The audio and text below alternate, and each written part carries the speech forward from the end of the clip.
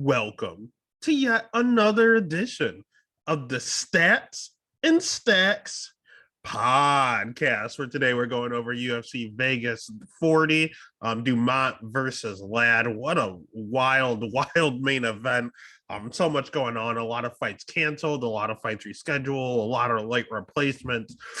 Overall, not the best offering the UFC has ever given us, but when you have money on the line, anything's exciting. So at this juncture, again, last week we did it again. We went 3 of 6 on picks, but 2 of those were the locks. We are on a lock streak. So as long as we can keep that up, that's what the importance is of big bets in regard to the locks. And then if you can earn a little bit, picking some live dogs and picking some totals, you're just adding to it. But again, the lock streak continues. Hopefully we didn't jinx ourselves, knock on wood, and we're just continue to go ahead and motoring through. Again, not the greatest card I've ever seen in my life, but hey, we'll settle. It's a free event. You can't complain about free. So we'll go ahead and we'll get this thing started with the very first fight of the night. We actually have Ariana Cornelisi. Sorry, I can never say her name. Ariana Cornelisi going up against Estella Nunez. This is going to be a pretty interesting fight. Estella is a late replacement. We have Ariana as a -165 favorite. Come back on Estella's +130. Over under set at 2.5. The over 2.5 is -190, under 2.5 +150. We'll start with Estella because I don't know a whole lot about Estella. I know that she is coming over from one championship, and she has a pretty significant Muay Thai. She's a Muay Thai specialist, so she's very good when it comes to the feet. On the mat, she leaves a little to be desired. Her wrestling leaves a little to be desired. The only problem with her is that she's 29 years old and we haven't seen her in 3 years. I mean, the last fight we saw her in was in one championship, and that was in 2018. And the one time she did lose, it was via choke. So again, her ground game is a little suspect. Otherwise, she's phenomenal on the feet. And it's just, there's a lot going on. I believe there was a USDA. There were some PEDs problems. I'm sorry about that. There were some performance enhancing drugs involved, as well as bad contracts with one. I know she wanted to fight a little more, but she just simply couldn't, considering the circumstances. So she's a little bit of a wild card. I want to say that she's a fish out of water when it comes on the ground. The only problem is Ariana Cornelisi is not known for her ground game whatsoever. She's actually known as predominantly a striker as well. And Estella's going to have a huge reach advantage here because everyone does against Cornelisi. This girl is a tank. She takes her dieting very seriously. She takes her strength and conditioning very seriously. I don't know how she makes. I would say I don't know how she makes a weight class, but she is kind of. She's 5'2" with a 61-inch reach, so that's the issue here. But a significant reach advantage isn't something she's never dealt with before. It's something she deals with in most of her fights. She hits super hard. She's not a wrestler, but she kind of reminds me of Loopy, who we'll talk about earlier or later on, to where they're not great wrestlers, but they are so strong for the division that they just kind of plow through. And it's very effective. And I've seen her mix in wrestling before because of that. I know everyone wants to talk about the last fight, and it was a banger against Na Liang. That's probably one of my favorite fights of the year, in all honesty. Women's strawweight fight, but those girls brought it.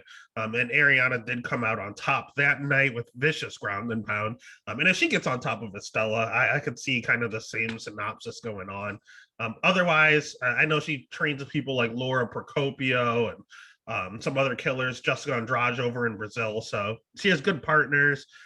She has her losses were to Amanda Ribas and to Angela Hill. So those are top 10 girls. So she has the better competition. She's been doing it longer. She's not coming off a 3-year layoff. So I am going to have to go ahead and take Ariana as a pick. The problem is, again, these are predominantly striker versus striker, and one being a better striker, more specified. I will need Ariana to mix in wrestling. I don't want to bank on a striker wrestling, so it is kind of a scary bet. I don't like either of the over-unders there. So I would just, in a betting perspective, just bet Ariana, in all honesty. You can get tricky and bet that under if you really want to. You think she gets that ground and pound finish. Otherwise, I'd probably just bet Ariana straight up if you're going to bet it. All right. And then the next fight of the night is a pretty interesting one here. We have Dana Bakderell. Sorry, I never said that correct either. Going up against Brandon Davies. We have Dana as a minus 175 favorite. Come back on Brandon plus 140. Over under set at 2.5. Over 2.5 is minus 182. Under 2.5 at plus 147. Let's start with Dana. He's someone that I cashed in on his last fight. It was, I believe it was Kevin Natividad is who we took out. I don't know if Kevin's actually UFC caliber. Then you look at the fight before that, he took out Guido Canetti that isn't exactly UFC caliber anymore. Haley Alatang is UFC caliber, and it was an L. So, I mean, outside of that, I mean, Sue Jersey is a pretty good fighter in all honesty. Kai Kara France is decent. Other than that, he hasn't exactly fought the best competition. And he, in all honesty, he does struggle a little bit when it comes to the ground game, when it comes to wrestling. He's just kind of easy to take down at times. He's freakishly strong. He hits like a truck. He's just not exactly the greatest wrestler. So that's a pretty good path for someone to come in and take him out. Would definitely be to out grapple him. He's 32. Again, pretty big for the weight class. I mean, he's no pushover by any means. I just don't know if he's the greatest fighter currently. And he's fighting at Jackson Wink right now, which is kind of a weird camp to go to. They're really in some trouble right now. But on the flip side, you have Brandon Davies, someone that's been in the UFC before. He wasn't terrible, but he's not the greatest. I know that he's on he got cut by the UFC, then he went on a 4-fight win streak. The 4-fight win streak is not impressive. He's fighting in some place I've never heard of. Was it Gulf Coast MMA? I don't really count that. I mean, he's fighting guys that are 24-11, 24-29, 4-0, like 5-3. He's not fighting the greatest competition over there. But at the same time, he hasn't lost. He got the job done. This is short notice, so it would concern me. But the thing with Brandon is, yes, he has a lot of losses here, 8 losses. But you got to see who they're against. You got to see that they're against Kung Ho Kang, who is on a tear in the UFC currently, Giga Jikoski, who's on a tear, knocking on the door in title contention. That was a split decision. Zabit, also someone that could have fought for a title before he decided that he was done with the sport momentarily. He lost that fight. He lost Enrico Barzola, who's just a tank in that division, someone that no one like ever talks about. So it's not like he just went in there and he's getting destroyed. He's fighting the best of the best, and literally 2 of these people could be fighting for a title their next fight. And that Giga decision, his last loss that got him kicked out the UFC, was a split decision. And it was predominantly on the feet. So he's serviceable on the feet. He has okay wrestling. He's a Brazilian Jiu-Jitsu black belt. He is a little bit of a generalist, but that's the thing. Dana is kind of one-dimensional. So at that juncture, even when you look at his losses, it's not like he's going out there and get killed either. He has a split decision loss to Giga. He has a split decision loss to Ho Kang. I mean, Zabit did go out there and knee bar him. It is what it is. His beat's nasty. Enrique Barzola was a decision. He's very, very durable. So at that juncture, the over is definitely something I was looking at minus 182. That's pretty good value because Dana's pretty durable as well. But I do like the dog shot here. I know he's everyone's darling right now, and everyone's choosing Brandon as the pick. Just kind of you need a certain amount of dogs is what everyone feels like. Then Davis is one of the best chances, and he is. And I do have money on Brandon Davis, but I am in love with this over here, over minus 182. For the over 2.5. I do like that a lot. So the pick is going to be Brandon. The bet, you can get that live dog money at plus 145, or you could also just take the over 2.5 and eat the chalk, but I'm pretty confident in that pick. All right. And then the next fight of the night here, we're moving over to the featherweight division. We have Ludovic Klein as a minus 415 favorite going up against Nate the Train Landwehr at plus 295. Over under set at 2.5. Over 2.5 is plus 132.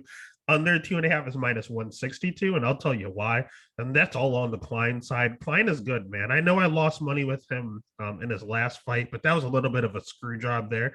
I do think he beat Mike Trizano. I didn't really like the decision there. He's someone that is predominantly a striker. He's crisp on the feet. He's very, very good on the feet.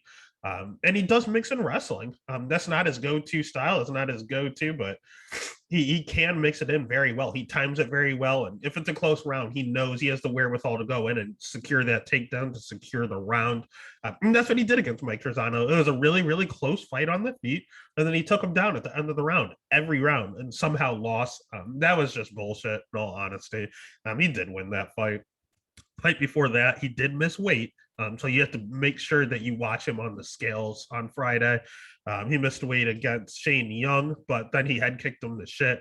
And it's not his first head kick knockout. If you're looking at his record here, he head kicked the person before that. He head kicked the person before that. That is his go-to move. For whatever reason, people aren't catching on. And he'll catch you with it. And earlier on, he did have a lot of submission wins as well. He's pretty well-rounded. I like the kid a lot. He's only 26 years old, so he's only going to get better and better. He's someone I do have my eye on, even though he lost me money last time around. I do think he was screwed, and I do want to bet him again. The only problem is this line here, minus 415. He should not be that big of a favorite. It's a little off. Especially get someone against like Nate Landwehr. Nate's not the greatest, and he does have a few losses back to back here. I know he just lost. He got knocked out by Julian Erosa. I know he has a win over Darren Elkins, but that one's a little questionable. I know he got knocked out by Herbert Burns, but that in itself is questionable, so they kind of balance out there. He's not terrible. He's someone that really made his name over at M1. I know he was a collegiate track star, like running really, really fast. This dude is fast as shit. However, this is a fighting competition, so just being super fast isn't gonna be everything. He has great conditioning. That does carry over from track. But his takedown defense is all right. His striking's all right. It's just he was known for being super durable, and his last few losses were by knockout. And I know that he had a few he just doesn't look the same. I want to say he had some PED problems as well. And he's obviously clean, but clean Nate is getting knocked out every other fight. So it is a little questionable. You do have Klein, who is known for knocking people out and knocking people out with head kicks. And that's something that Nate keeps getting hit with. So it would not surprise me if there's another head kick knockout on Klein's montage here. Pick will be Klein, but a lot of analysts are saying that he's like a lock of the night. I don't see that. I think this is kind of a scary fight, in all honesty, because Nate does give you a lot of volume. He sits there and he talks to you and he walks you down. All he does is pressure. And Mike Trizano, that's how he beat Ludovic Klein, even though I think Klein still won. It was only close because Trizano kept pressuring. So I can see this being the exact same fight as last time. It's just, do the judges get it right this time? I don't trust that at minus 415. And then the over under, if Klein wins again, he can head kick you to shit. He does it repeatedly, and Nate loves walking into those. So the under I was staring at, but if Nate does do this and get pressure on him, he's not going to knock out Klein or finish Klein. So then you're looking at the over. So with the over under, you're really picking who wins the fight. So with that juncture, I love Klein. I'm going to pick him to win. But on a betting perspective, plus 300 almost on Nate Landwehr is a little ridiculous. So I would probably go ahead and just take the dog shot if you feel obligated to bet it. Otherwise, this is a complete pass. It might be a trap, in all honesty. All right. And then the next fight of the night, we are looking at the aforementioned Lupita Gomez going up and stepping up against Luana Carolina. This is a very, very interesting fight. Considering it just got added here. I don't really have the best odds. I saw it at like minus 375 for Loopy. And Luana was over at like plus 200 and something. It was something a little too crazy. And the reason I think it's a little too crazy is because I think Luana sucks. I don't think she has a good ground game whatsoever. I think her striking leaves a little be desired. She has zero power. Her takedown defense on paper is good, but she fought nobody that would take her down or is like a credible wrestler. I mean, who cares if you have 100% takedown going up against Ariana Lipsky, who's not a wrestler, going up against Priscilla Cachoeira, she's not a wrestler. Pollyanna Botello is not a wrestler. Like, in all honesty, even her wins, man, they're not good. She has 2 wins in the UFC, but God, they are not against good competition. Oh, God. And I know that she has a little bit of a jiu-jitsu background, nothing crazy. I think she's like a purple belt or blue belt or something. But watching her get tapped up by Lipsky so easily was very, very concerning. So at that juncture, you look at it, and Loopy's decent on the ground. Loopy's pretty good on the feet. Loopy can wrestle. Again, that's not her bread and butter, but as aforementioned, as I was talking about Cornelisi and her, they're just so physically strong that they can just, if they want you down, they get you down. And she did just show off her submissions with the armbar literally last week. She is stepping up on short notice to go up a weight class, and she's getting a lot of fans for doing so. And in all honesty, it is against someone that she can definitely beat. Her only loss on her career is to Jessica Benet, and that was also bullshit. She won that fight. I don't think Loopy did enough, but that was also her very first fight in the UFC. They always talk about UFC jitters, especially with young fighters. Loopy is 28 years old, so she still falls under that category. She came in a little nervous, and her next fight, she looked absolutely phenomenal last week.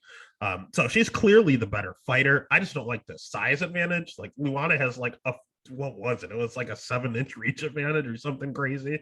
I don't like that by any means. But talent, I always say hard work beats talent when talent doesn't work hard. That's the best quote. So, I mean, at that juncture, Loopy's working hard, and she's more talented. So I'm going to have to go ahead and just give it to Loopy here. But I'm probably not going to bet this. This line is way off, too. I can't bet someone that's going to look 2 weight classes underneath as a minus like 400 favorite. That's ludicrous. So the pick is Loopy. Otherwise, I might, honestly, if you have good odds on the under, I might take it. That might be the safest bet if it's plus money on the under 2.5, which it probably will be. But I'd probably just not bet this fight at all and be a little safer rather than sorry.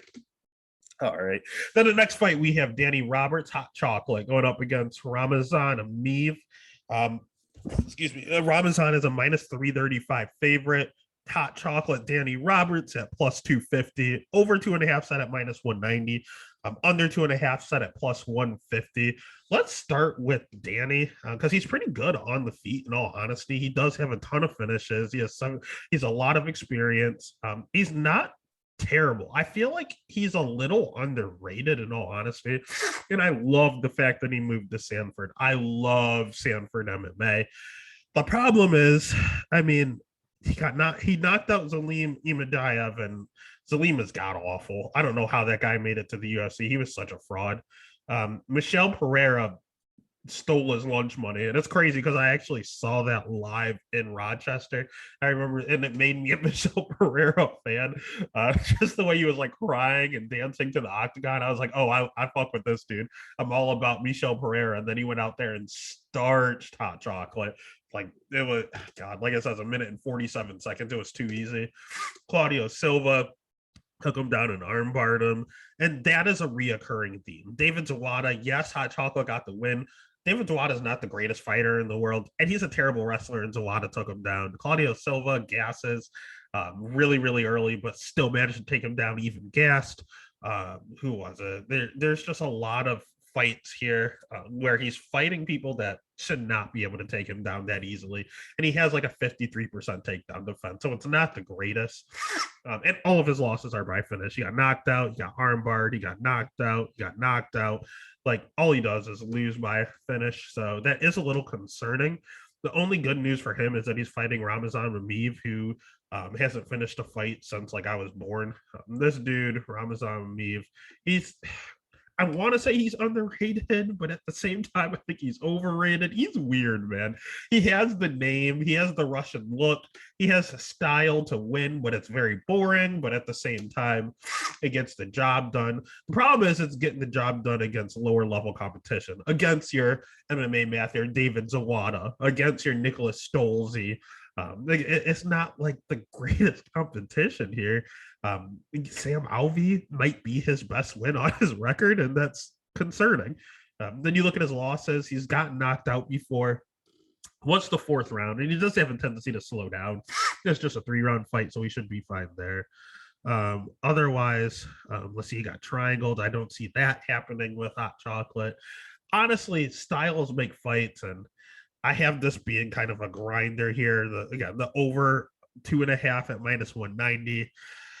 Under 2.5 at +150. I get it. I totally get it. Both of these guys really aren't both of these guys could be good, but just aren't. In all honesty, and as soon as they take a step up in competition, they're going to get absolutely destroyed. So it's a matter of whoever wins this fight is going to lose their next fight. So it's a matter of who comes out on top on this one. I like Ramazan Ameev. I pick him to win, especially the fact that he likes to grapple a little, and Hot Chocolate can't seem to keep his back off the canvas. Problem is the line. I do not like -335. And eventually Ameev has to finish someone. He just literally has to. Like his last finish was God. And Anaconda choke in 2016. This has been 5 years. He's got to get a win eventually inside the distance. And if he does, it's definitely going to be Danny Hot Chocolate Roberts. So the pick is Ramazan. The bet, I don't know what to do with this over under. I don't trust Hot Chocolate. I'll just go ahead with Ameev as well. But don't fall for the -335. Don't put him in too many parlays. He always make these fights a lot closer than they need to be. So don't bet Ramazan, but that's definitely who I'm going to pick to win the fight. All right. And then the next one's a little controversial. I really don't know what's going on here with this fight. We have Andrew Sanchez as a +125, or sorry, +130 dog going up against Bruno Silva at -165. Over under set at 2.5 is +125. Under 2.5 is -155. Let's start with Bruno Silva.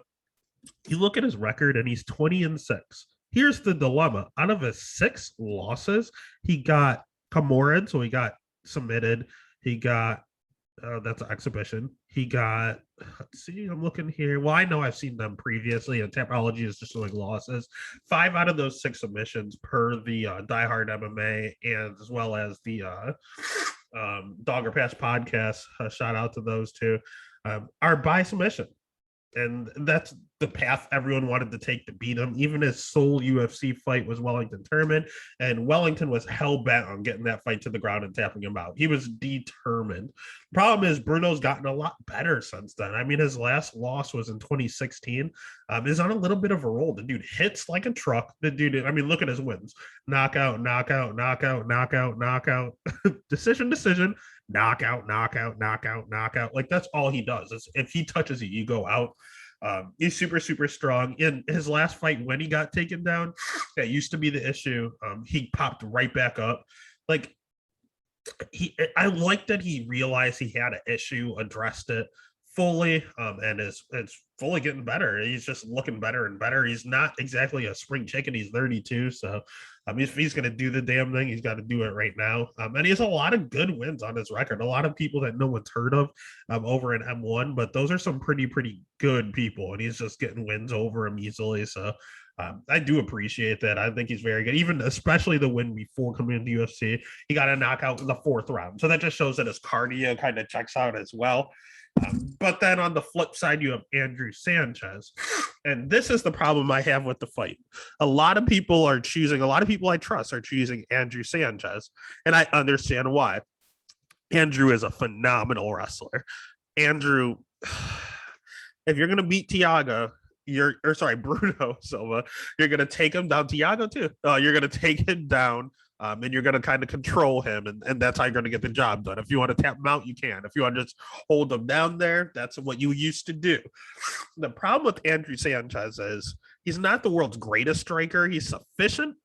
He's at a decent gym at TriStar, but he's not he's not anything to write home about on the feet. And his wrestling is good, but he has a little bit of a gas tank issue.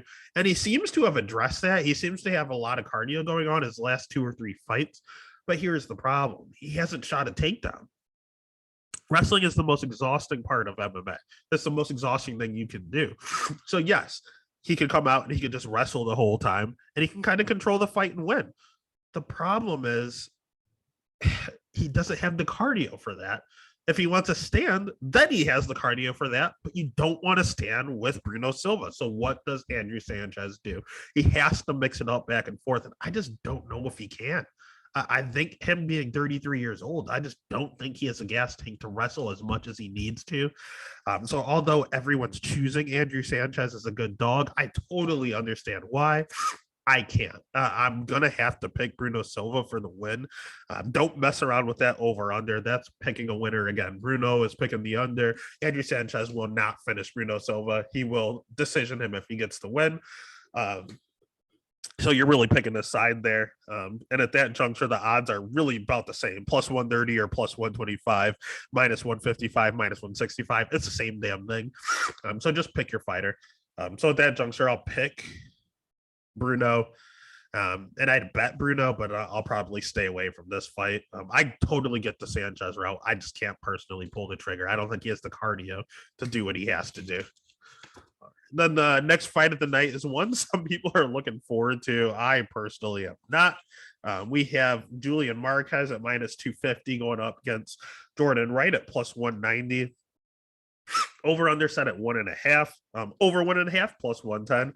Under 1.5 minus 140. We'll go ahead and we'll start with Miley Cyrus's ex Julian Marquez.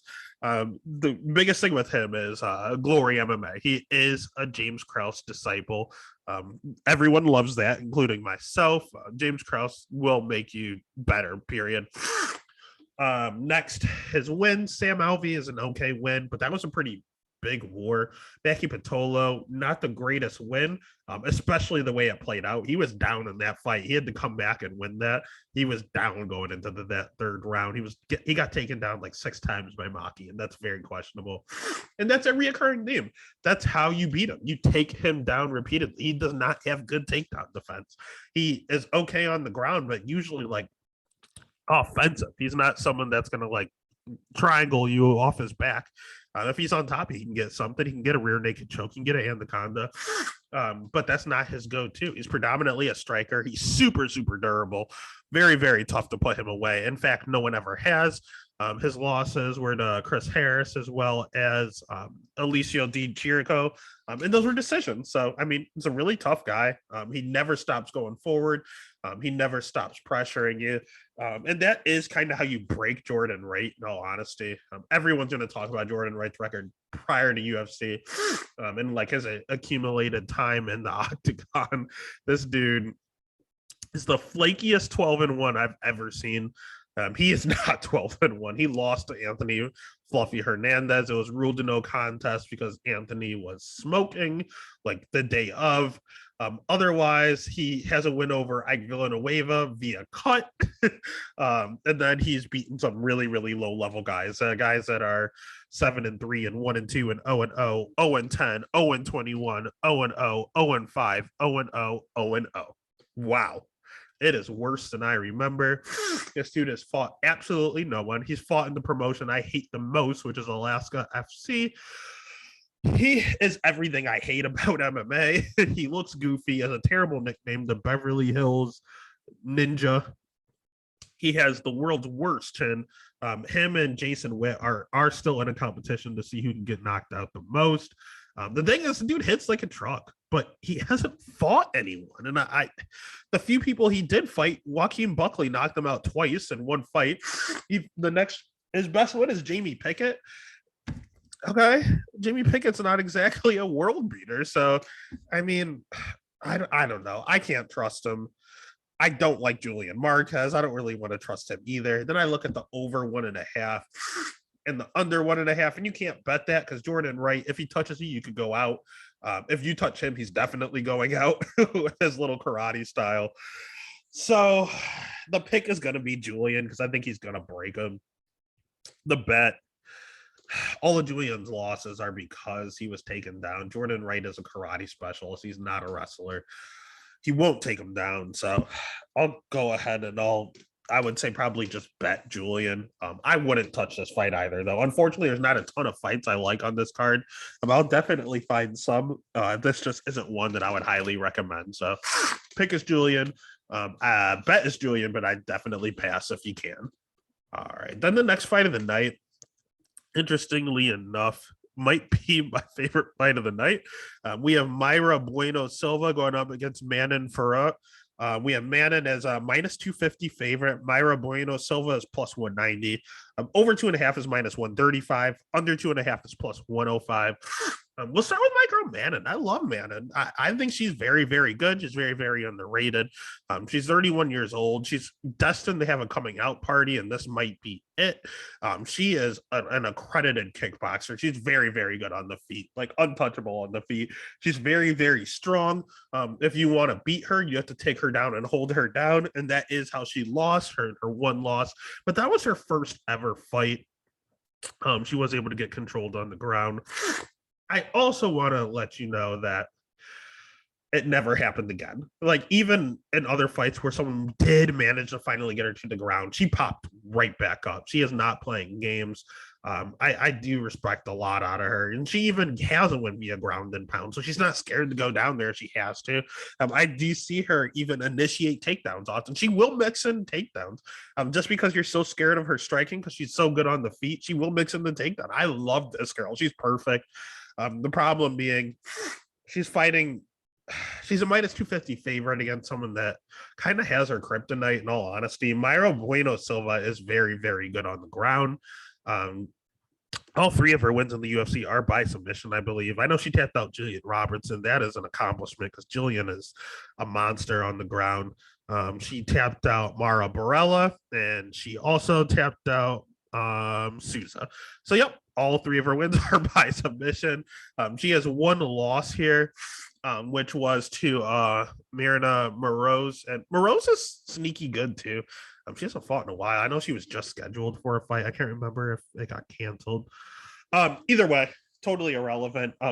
Marina's not bad. And I mean, that's a loss you can have. The problem with Mayra Bueno Silva is her cardio is not good whatsoever.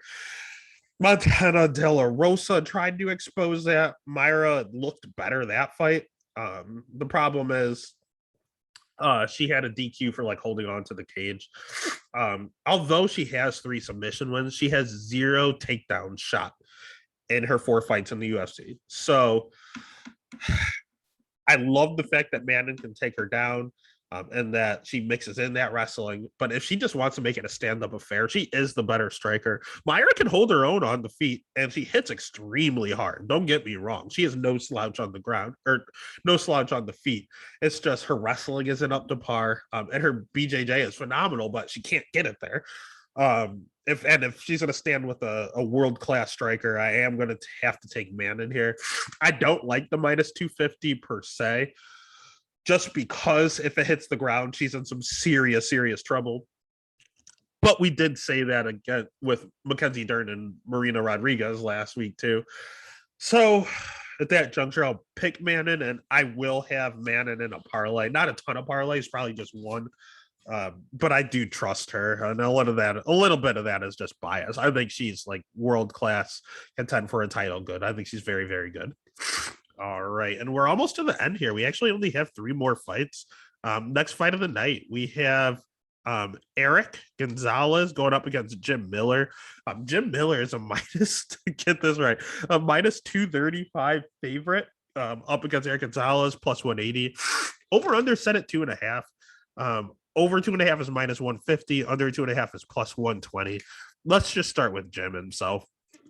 Phenomenal wrestler, phenomenal jiu-jitsu practitioner, veteran of the game, 38 years old. I don't like that at lightweight, but he's a legend, man. He's awesome. Lyme disease ruined his career. If it wasn't for that, during his prime, he might have been world champion. Like, this guy was good. You've seen a constant decline throughout the years, but that's not his fault. He's 38 years old. What do you expect?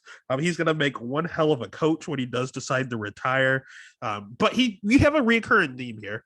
You gave him Clay Guida, you got to win, right? You gave him the old guy. You gave him Scott Holtzman, a little elder statement as well. You gave him a win. Then he fought a young gun in Roosevelt Roberts, and they want to test young guys and see if he can beat the gatekeeper. Roosevelt Roberts did not pass the test. He wasn't ready. Vince Pichel, another old guy, they tried to do him a favor. Joe Selecki, they gave him to see if he could pass the test. And Joe Selecki did pass the test. Then you have Nicholas Manoa scheduled, a young guy. Can he pass the test? Eric Gonzalez, UFC debut. Can he pass the Jim Miller test? The problem is, I don't think he can. I think Eric Gonzalez is very fun to watch, in all honesty. When I did some tape study, the dude's fights are fun. This fight will be fun. The only problem is his takedown defense is atrocious. Some of the worst I've ever seen. Like, this dude is getting taken down 6 to 7 times per fight. Like, it's very, very bad. And especially going up against Jim Miller, who wants this thing on the ground and to tap you out. God. I mean, Rafa Garcia is someone that we saw in the UFC. He took him down like 7 times in combate. He did get rear naked choke before. He's got arm barred. God, his losses are because of wrestling and jiu-jitsu, and that's all that Jim Miller does. He's going to have to do it early. If this thing makes it into the late second round, Jim Miller will slow down. He can't be 38 coming in with a wrestling heavy game plan. If he is, he has to go for broke. He has to sell out for it in the beginning. So I don't like this minus 235 line. I don't like Eric Gonzalez at plus 180. Jim Miller's not exactly going out there and getting finished by guys right now, but at the same time, he's not really fighting finishers. Eric at least tries to finish you. So the pick is going to be Jim, but I can't bet it. I would have to just bet the under 2.5 and trying to essentially cover my ass, but it is plus money still. I don't hate it. Not my go-to bet, but in all honesty, not the worst bet in the world. So I would definitely just take the under 2.5 just in case Jim gasses and Eric finishes, or if Jim just takes him down and submits him in the first few seconds there. All right. And then next, we somehow have this listed as the co-main event. We have Andre Arlowski going up against Carlos Thick Diaz Felipe. God, this is an awful fight. We have Carlos at 11-1. That's a lie. This dude is a definition of grease, split decision after split decision. Jake Collier, he did not win that fight. I don't know how he got the split. Justin Tafa, he did not win that fight. I don't know how he got the split. Jorgen De Castro, he did not win that fight. I don't know how he got the decision. The judges love this guy for no reason. I know he sits there and he taunts and he showboats and he's telling you hit harder. That's all fine and dandy, but you have to do stuff too. And the dude is like, he gives a lot of work. Don't get me wrong. He is pretty high volume for heavyweight, but at the same time, he's getting hit more than he's actually giving out. So I don't know. He can't keep winning these split decisions. He's not good. He's just fighting very, very low level competition. Sergey Spivak whooped his ass. Otherwise, that's all his UFC run. He's someone that should probably be like a light heavyweight or middleweight in all honesty, but he wants to keep trucking along at heavyweight. Hey, if they keep giving him the split decisions, you can fault him. Speaking of split decisions, Andre Arlowski also has a few questionable on his record as of late. He also has a questionable thing called age at 42 years young. He probably needs to retire soon. I remember getting VHS tapes of Andre Arlowski fighting Tim Sylvia from Family Video or what was it called? Not Blockbuster. What was the other one? Irrelevant. I was getting VHS tapes of Andre Arlowski, watching him fight. That's an issue because he's still fighting. And I know he's in a good camp in American Top Team, but just like Jim Miller, he's someone that they're kind of using as a barometer test. Chase Sherman coming back. Are you actually back, Chase Sherman? I guess not, because Andre took you out. Tom Aspinall, are you the real deal? I guess you are, because you took out Andre. Tanner Bozer, are you a power puncher now? Is this your thing? No, you're not. You got taken out by Andre. Even though I thought Tanner won that fight, I thought it was a bullshit decision. It is what it is. Shouldn't have been that close to Andre. Philippe Lenz, you just won the PFL. You just won $1 million over at PFL. Are you real? No, you're not. So you just lost to Andre. Jairzinho, I know you're undefeated. You're coming to the UFC.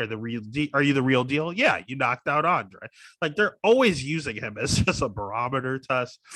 And this is another one. Carlos Felipe, a 26-year-old, keeps getting these split decisions. Carlos, are you real? I think the answer is no. I would love to bet Andre, but it's not plus money. It's a pick 'em, minus 110.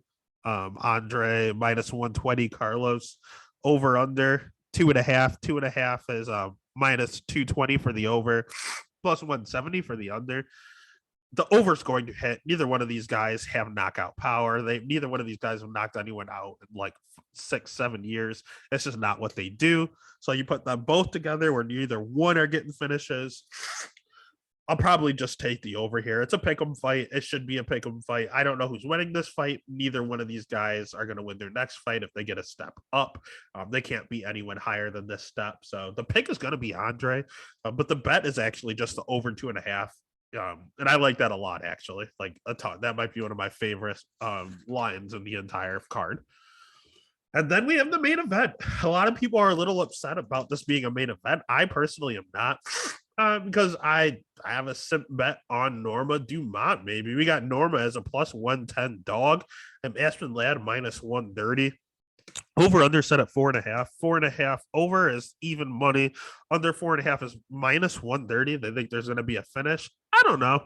Depends. Let's start with my girl Norma. So here's the deal. You're wondering how she's headlining event. She was originally scheduled to fight Holly Holm. Holly Holm had to pull out due to COVID. Norma Dumont is the biggest mystery in the UFC. We don't know if she's good. We don't know if she's bad. She has 7 career fights, but you can only watch like 4 of them. They're nowhere to be found, these other fights. They may not have actually happened. She came in on very short notice to fight Megan Anderson, got knocked out, but it was a very, very early stoppage. Could she have continued? What would have happened? No one knows. She comes in against Ashley Evans-Smith, looks amazing. Is Ashley just off? I didn't think so. And I was the only man I know that had a bet on Norma Dumont, guaranteed she won against Felicia Spencer. Guaranteed it. There was no way she's losing that fight. She came in, did exactly what I thought she would. She is a phenomenal counter puncher. She has really good takedown defense. And if it does hit the ground, she is a brown or black belt, one of the two. I don't know which one. Either way, it's better than Aspen Ladd. So I knew she'd be comfortable on the ground. She's a judo black belt, so she's very hard to take down. And her boxing is good, man. It's very, very crisp. She can dish it out, but she prefers the counter strike. And that's the thing. Aspen does not have good striking. Aspen does not have good wrestling. Aspen does not have good jiu-jitsu. What Aspen has is a gas tank for days. And that's the concern because Norma does not. Norma also struggles to make 135. She tried to do it twice. She missed a weight by a lot, like minus one. She came in at like 138, 139 multiple times. She struggles to make 135. Aspen, the same exact thing. She had a fight 2 weeks ago, get canceled because she looked so bad on the scale. The other girl, Macy Chazon, said, I don't want to fight her. She doesn't look well. And she missed weight again. Like, Aspen can't make 135. Norma can't make 135. So I'm glad that this fight is happening at 145. It's good for both of them. It reminds me of like a Ricky Simone, Brian Kelleher fighting at like 145. Why not if you're both 35 pounders? Let's just do it at 45 so that no one's killing themselves to make the weight. Norma is literally better everywhere this fight could go. The only thing she's missing is the cardio. And the only thing Aspen Ladd has going for is the cardio. So you also look at Aspen Ladd's record. She was getting worked by Sarge Eubanks at that Rochester card I was talking about, but then she came back and she won. She got knocked out quickly by Jermaine Durandamine. Everyone blames it on the weight cut. My concern is Norma likes to counter, and she could catch her as well. And I know everyone's saying Aspen will be fine at 145. I need to see that too. She looks so bad at the scales. I need to see her even with the extra 10 pounds just to be better safe than sorry. Aspen's just not good. she's young, she's exciting, she loves coming from behind. She's a great gas tank, great girl. Just when it comes to the talent, it's just not there for me. Norma, the talent is there. She just has some weight issues and a little bit of a cardio issue, but she could finish this thing early. It would not surprise me if she did. If she doesn't, she really needs to bank 3 rounds. That's all she has to do is win 3. I don't see Aspen 10-8ing her anywhere. So that juncture, the pick is going to be Norma. The bet, it's plus money. Give me Norma as well. Otherwise, that's UFC Vegas 40, Ladd versus Dumont. Again, you can catch the official picks on Saturday. I always bet I need to see those weigh-ins. So you can catch those official picks on Saturday over on Instagram, over on Twitter. I will dabble a little with TikTok, try to help out there as well. Otherwise, you can check the link in the description for those official picks. And let's get paid again this week, baby. Let's get it.